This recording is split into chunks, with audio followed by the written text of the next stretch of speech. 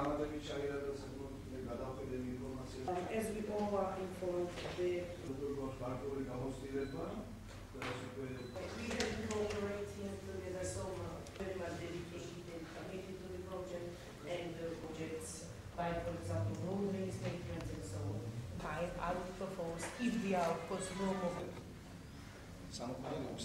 Thank you so much. Benze, Poni, Garadogi, Bartsxana, ეგრეთ წოდებული ჭაობის დასახლება, ანუ ეს ის უბნებია, სადაც ფაქტურად 10 წლებია მოშლილია წყლის და კანალიზაციის სისტემები.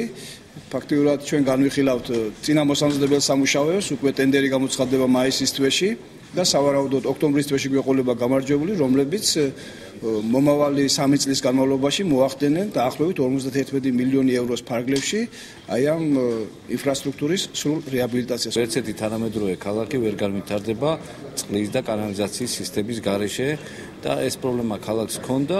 მე შემიძლია შეამაყრი თქვა, რომ ბათუმი ძალიან ასე ვთქვათ გეგმაზომიერად ახორციელებს ამ პროექტს და დაიწყება მესამე ფაზა და ვფიქრობთ ალბათ მეოთხე ფაზაც დაჭირდება ქალაქს, იმიტომ რომ ქალაქი ვითარდება და ეს აუცილებელი კომპონენტი იქნება მისი განვითარებისათვის.